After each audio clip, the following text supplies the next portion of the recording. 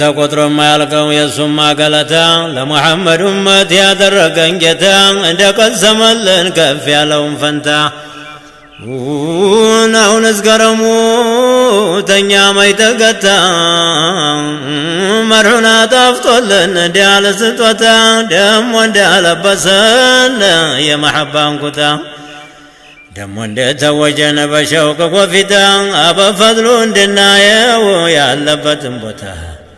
ሶላትና ሰላም ይጉረፉ ጧት ማታ በአሕመድ በኛ ባዘሩዲን